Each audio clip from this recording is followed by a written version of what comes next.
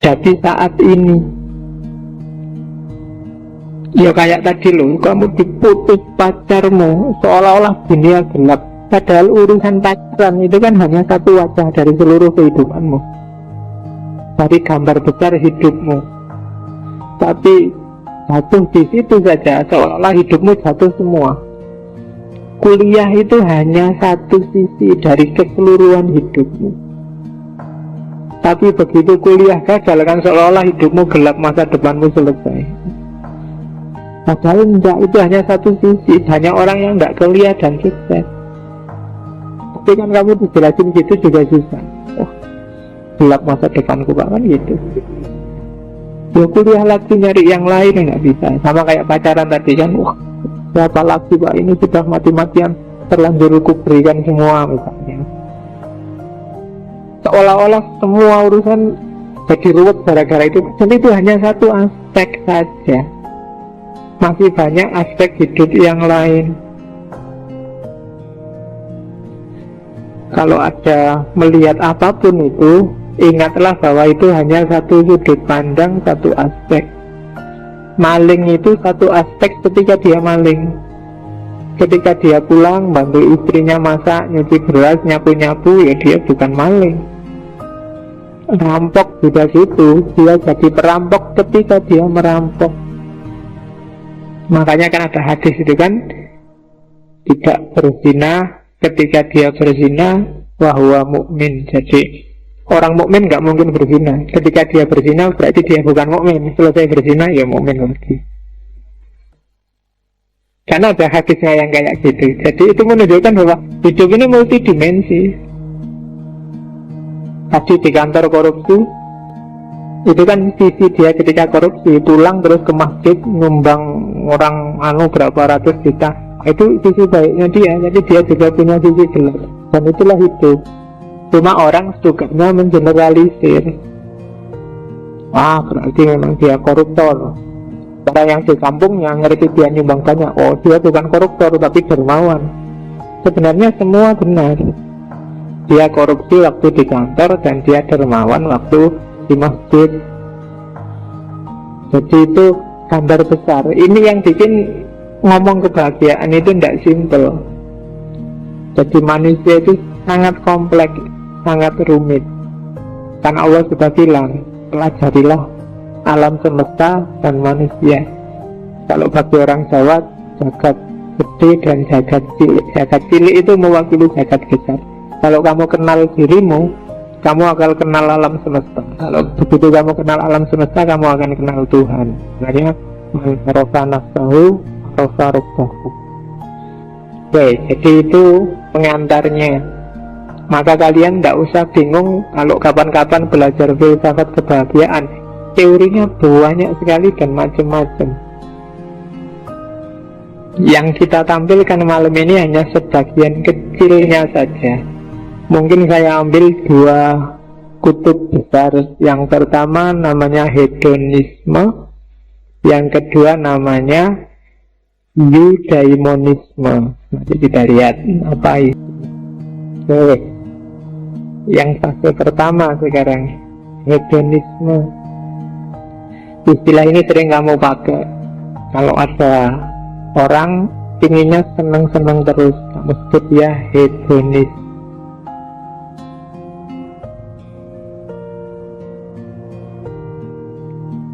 Prinsipnya hedonisme secara umum memang dua, yaitu the pursuit of pleasure, nyari senang. Jadi senang itu jembatan paling gampang untuk menuju bahagia. Dan bagi orang hedonis, senang itulah kebahagiaan. Tidak mungkin dibalik. Tidak mungkin jadi senang itu kebahagiaan atau jalan menuju kebahagiaan. Tapi tidak senang, itu tidak mungkin kamu nyampe ke kebahagiaan. Oke. Jadi bahagia itu apa sih? Senang itu apa sih? Nanti kita lihat. Jadi hedonisme itu teori yang menyatakan bahwa kesenangan adalah kebaikan tertinggi dan tujuannya orang hidup. Orang hidup itu tujuannya ya nyari senang. Nggak ada seperti tadi kamu tak tanya siapa yang nggak ingin bahagia. Sama kalau kamu siapa yang nggak ingin senang. Semua ingin senang, ingin pleasure. Baik yang jalan-jalan tadi di luar maupun yang ngaji hari ini. Kalau kamu ngerti ngaji ini, ngaji itu tidak senang, tidak enak, ngantuk, pasti kamu nggak akan datang ke sini, atau seandainya datang mesti kepeksa. Setiap orang nyari senang, katanya orang hedonis. Ada jargon yang sangat terkenal dari tokohnya hedonisme, Epicurus. Dia bilang, life is good, make sure to enjoy it. Hidup ini bagus, hidup ini indah, pastikan kamu menikmatinya. Banyak loh orang yang lebih milih bersusah-susah, lebih milih ndak enak, lebih milih yang sumpek-sumpek. Ndak, hidup ini indah kok, nikmati aja. Hidup yang serba pesimis, hidup yang serba curiga, hidup yang selalu melihat orang lain sebagai lawan, sebagai musuh, sebagai rival, kamu nggak bisa menikmati. Nikmatilah. Ya nanti ada teori-teorinya gimana caranya menikmati itu menurut orang-orang hedonis. Jadi life is good, make sure to enjoy it. Nikmati hidupmu. Umur kita ndak panjang, ya kan? Kalau katanya orang Jawa, hidup itu mampir ngombe. Ya, sambil ngombe, minum ngombe yang enak-enak, tapi jangan ngombe yang tidak enak. Sambil beli-beli gorengan, sambil nongkrong, sambil ngombe. Jadi dinikmati, sebentar tapi nikmat. Sebenarnya Allah menciptakan manusia kan itu sebagai khalifah. Wakililah Allah di muka bumi. Nikmatilah semua fasilitas yang diberikan Allah di muka bumi. Kan itu sebenarnya dalilnya orang hedonis. Life is good, make sure to enjoy it. Kita lihat satu-satu pikiran tokoh-tokohnya. Hedonisme lahir di Yunani yang jelas, yang mengembangkan beberapa di antaranya murid-muridnya Socrates. Antara lain yang pertama namanya Aristippus. Katanya Aristippus, keutamaan jadi hidup yang baik, hidup yang utama itu adalah mencari yang baik. Yang baik itu apa? Yang baik yang bikin senang. Semua yang berbuah kesenangan itu berarti baik. Jadi parameternya simple. Kalau di Aristippus, ada apapun coba kamu cek, nanti hasilnya menyenangkan enggak? Kalau hasilnya enggak menyenangkan, pasti itu jelek. Kalau menyenangkan itu baik. Jujur misalnya, kamu kan kadang bingung, Pak, kok rumit ya Pak? Ada jujur yang boleh, ada jujur yang enggak boleh. Kan kamu sering diceritain gitu. Ukurannya boleh, yang enggak boleh gimana Pak itu Pak? Simple kalau katanya Aristippus. Hasilnya menyenangkan enggak? Enak enggak? Kalau hasilnya menyenangkan berarti itu boleh. Kalau enggak menyenangkan berarti enggak boleh. Ngomong apa adanya itu kan bagus, tapi kadang-kadang juga jelek. Ngukurnya gimana? Hasilnya aja menyenangkan enggak?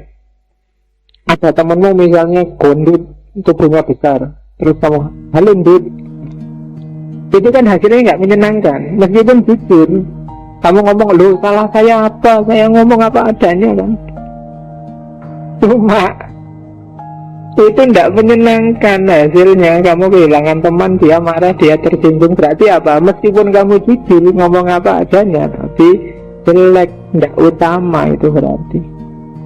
Jadi ukuran moralitas diukur dari kesenangan yang dimunculkan. Oke. Minum teh ini, nah, tak kasih contoh. Nah, jangan. ini baik. Kalau saya suka sama teh sehingga waktu minum saya seneng.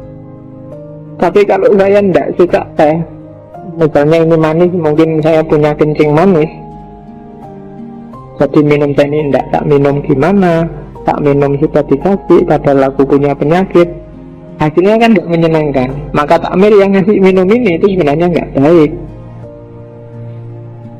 Atau tiap kok teh terus sekali-sekali ganti opo kok, misalnya lu iki contoh.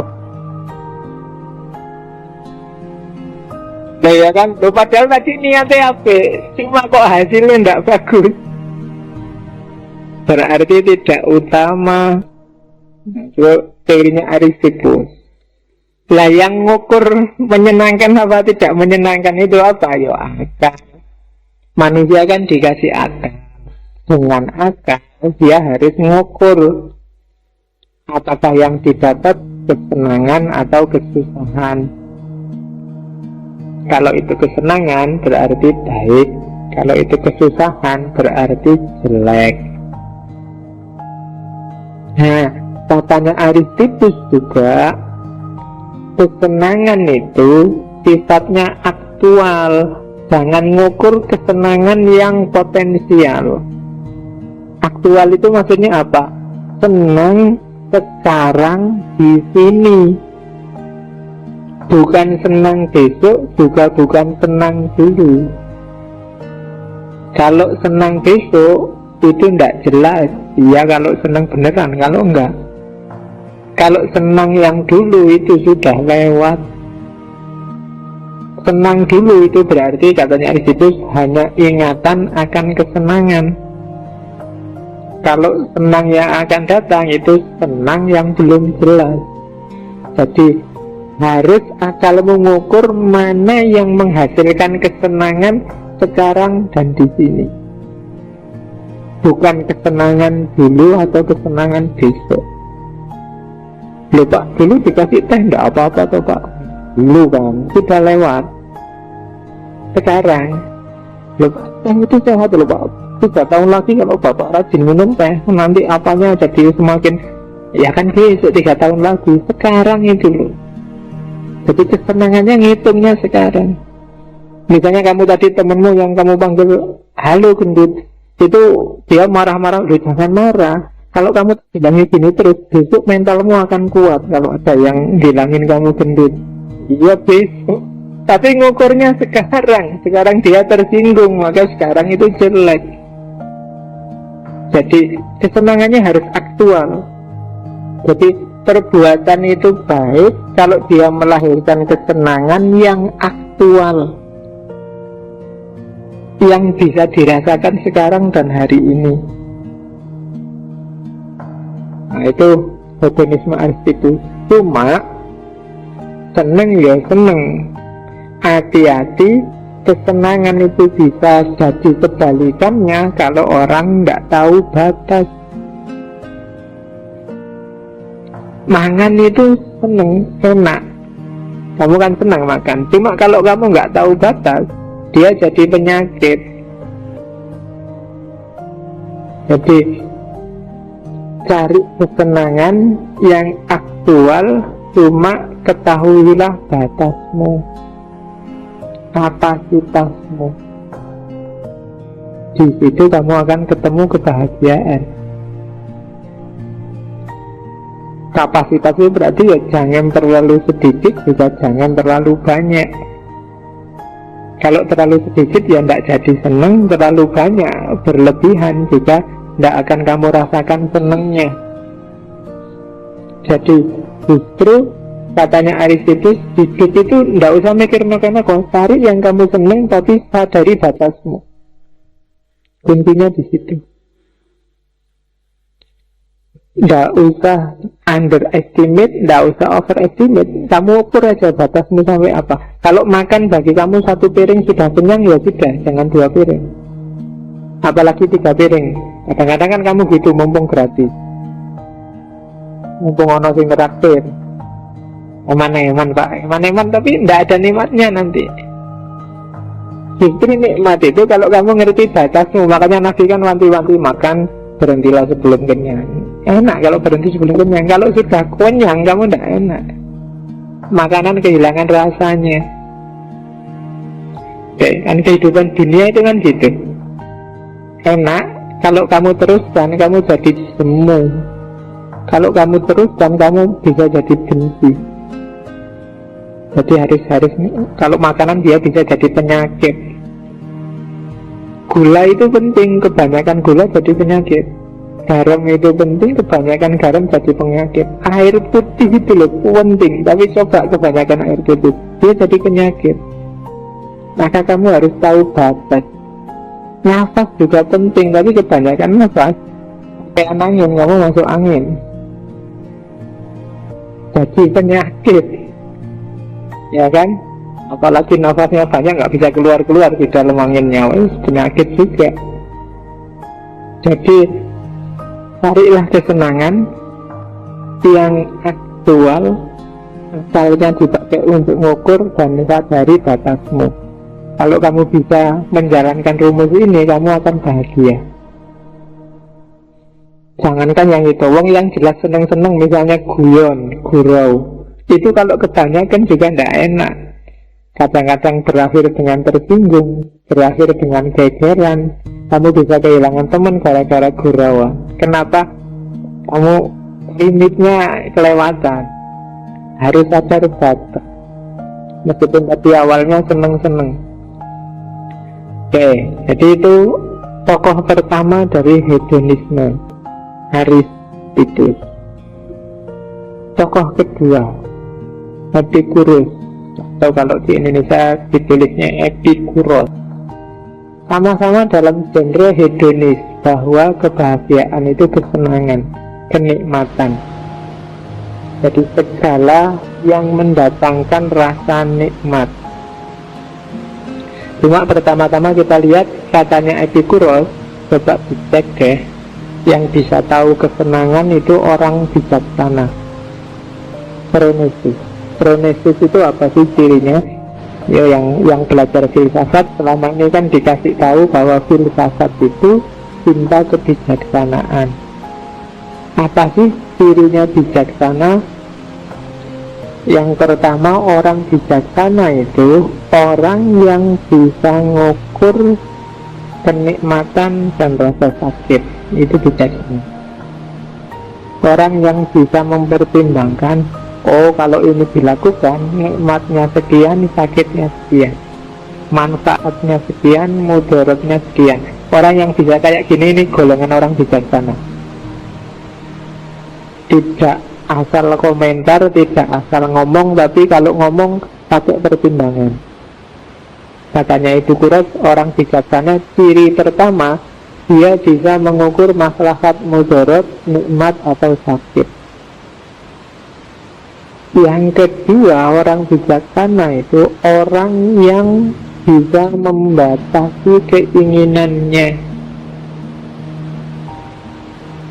Kenapa begitu? Katanya Epikuros, kesenangan itu tidak bisa ada batasnya. Karena kesenangan tidak ada batasnya, maka sebenarnya kepuasan itu tidak ada batasnya. Yang bisa membatasi ada dirinya sendiri. Kalau pas uangmu banyak, itu kamu 5 piring bisa kamu beli. Tapi yang menghentikanmu untuk tidak beli 5 piring kan dirimu sendiri. Jadi orang bijaksana itu orang yang bisa membatasi kebutuhannya, membatasi keinginannya. Cita-citamu kan banyak, keinginanmu kalau dituruti, kalau didaftar itu bisa kak buku penuh. Pengen beli baju yang kayak gitu, Pak, pengen beli celana yang kayak gitu, sepatu yang kayak gitu, pacar yang kayak gitu, model rambut yang kayak gini, itu jenis bisa banyak. Tapi kuncinya kamu bijaksana, yang nanti ujungnya kebahagiaan adalah bisa nggak kamu membatasi keinginanmu. Semakin kamu canggih bikin batas, semakin hidupmu mudah bahagia. Tapi semakin banyak keinginanmu, semakin liar keinginanmu, semakin kamu susah untuk menemukan kebahagiaan. Itu ciri kedua. orang bijaksana. Orang bijaksana cirinya yang ketiga adalah orang yang bisa menghindari tindakan yang berlebihan. Tidak berlebihan, tidak ekstrim. Hari ini kan banyak orang ekstrim. Kalau sudah A ya A ekstrim, kalau sudah B ya B ekstrim, kalau sudah C ya C ekstrim. Biasanya orang kayak gini tidak bijaksana, karena dia sudah lebur dalam ekstremitasnya. Contohnya banyak, mulai pemikiran, aliran, ideologi, mazhab, cara berpikir, cara beragama. Itu banyak yang ekstrim. Kalau sudah ekstrim berarti sudah berlebihan. Terus orang sama kayak yang pertama, cuma orang yang bisa milih mana kenikmatan jangka panjang dan mana kenikmatan jangka pendek. Dan itu nanti yang mendekatkan namanya atraksia. Atraksia itu ketenangan jiwa. Jadi orang bijaksana itu ngerti mana ini yang nikmat jangka panjang, mana yang nikmat jangka pendek. Contohnya apa ya?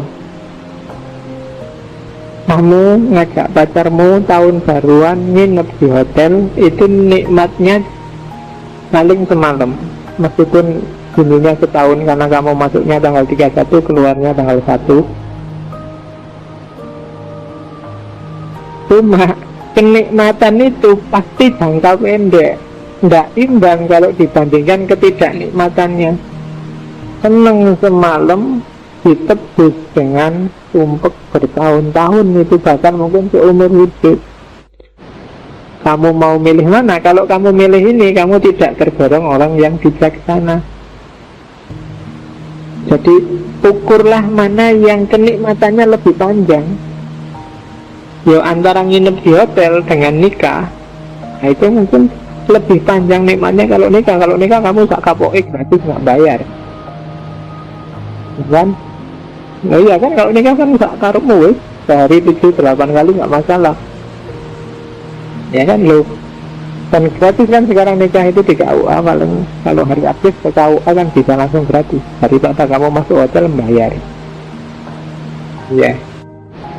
Tahu? Ya, pokoknya gue nggak enak mau cerita. Oke, terus yang maksud itu kedua ya, jadi itu Epikuros. Kenapa sih harus jadi orang bijaksana? Tadi tujuannya apa? Kalau katanya Epikuros, tujuannya adalah atraksia, ketentraman jiwa, bebas dari kerisauan, hidup secara seimbang. Boleh sih kamu milih kenikmatan yang sesaat tadi, tapi kamu tidak akan menemukan atraksia. Jiwamu tidak akan tenang. Hidupmu mungkin sering bete dan sering galau, tidak seimbang.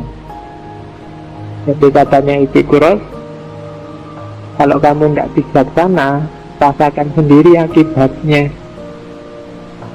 Semua problemmu, mungkin kamu gampang galau, gampang bete, hidup mikir macam-macam, itu pasti karena kamu tidak bijaksana tadi. Tinggal dibalik aja tadi cirinya bijaksana apa sih yang sudah kamu lakukan sehingga bikin kamu tidak ketemu atraksia.